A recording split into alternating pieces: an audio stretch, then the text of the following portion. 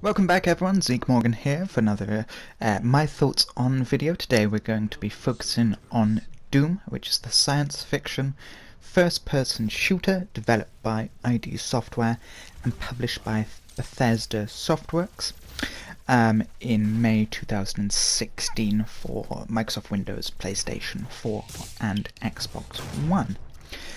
With the game, it is played entirely from a first-person perspective, and this is sort of a science fiction, as we said, first-person sort of shooter game, where you take on the role of the unnamed sort of space marine as you battle demonic forces from hell that have been unleashed on the future sort of colonized Mars for you.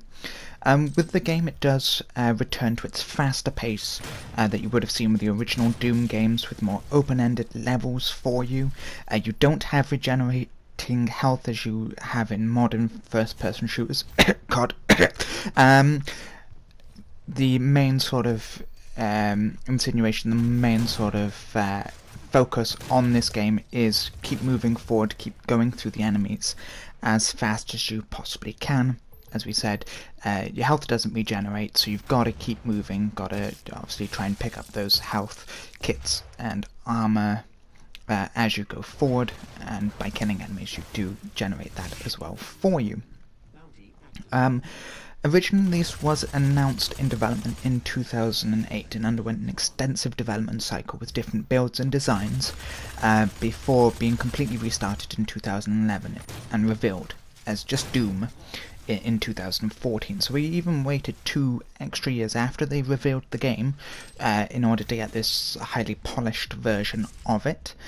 While some people do criticize it, criticize the main game for being sort of really violent, where you can sort of disembody your enemies with the glory kills, basically violent melee attacks that you can pretty much punch the head off your enemies or disembowel them or sort of smash their heads in. With it is fully sort of submersible there, obviously. Not submersible, submersive, should I say. It's not a submarine there. And it really does give you that sense of going back to the original retro gaming while putting the sort of graphics and gameplay in a 21st century setting.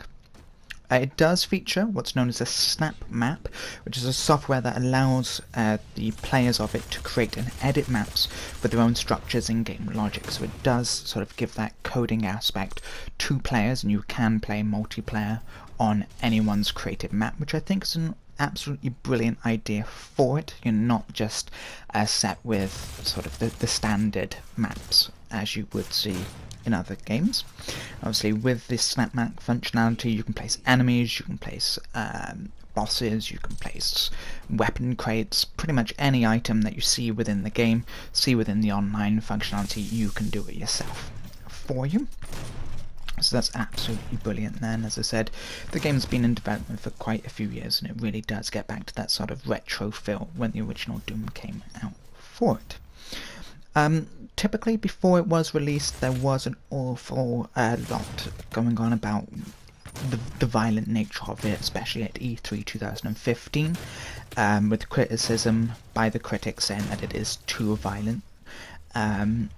For it, with the open multiplayer beta as well then, and some people felt that was a little bit disappointing, classing it more as a classic arena shooter. Not really open-ended and very sort of limited in what you can do, and I definitely do agree with that. I've played online for a few hours now myself, and it is pretty much, there's nothing new on it. Even when you do get these demonic abilities, as you can see up on the screen there, it isn't anything that you wouldn't have seen before in other games. It is pretty much go there, kill this person, rinse and repeat. There's nothing new on the genre or the situation about that. Another sort of really small, almost petty thing that I have with the game is no matter what sort of gun you're carrying, be this sort of pistol or shotgun or even a rocket launcher, then your character still moves with the exact same speed there. I know the Doom guy is meant to be this sort of heavily armoured, sort of cybernetic, in a way, cyber-augmentated person, for want of a better word. We don't know that much about him. I do believe there should be sort of some sort of weight restriction and deduction in your overall movement speed, depending on the weapons that you're carrying. Obviously, with heavier weapons such as rocket launchers, people are bound to be moving a little bit slower than they typically would. But again, that is just a really small point there. I think the glory kills is a nice addition that you didn't see in previous Doom games. And that really does make that feel a little bit sort of vibrant and up to date. Well, it has got generally mostly positive feedback. For example, IGN gave it 7.1 out of 10 then. Game Informer 8.75 out of 10 as well for you. Some of the sort of other minor points that people may not like, as I said, bar my sort of petty not moving as fast maybe with other weapons. Some people may not like the choice of weapons that you've got. It's not a huge amount of weapon choice when you first begin.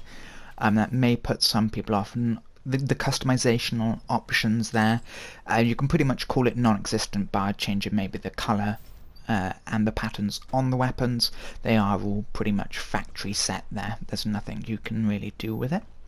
They do try and keep this fresh by updating it with DLC then, and giving a couple of different sort of grenade options and things like that, as well as the pickups that you can get, and the sort of demonic pickups that everyone does struggle and sort of tries to go for as quickly as possible there.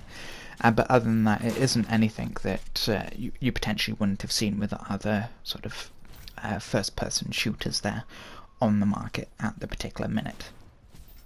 With that, I definitely would recommend you trying it, even if it was just for the single-player campaign, if you have played the original Doom games previously, just to get that sort of new take on it, just to see it with the updated graphics, the new particular enemy types, and everything about it.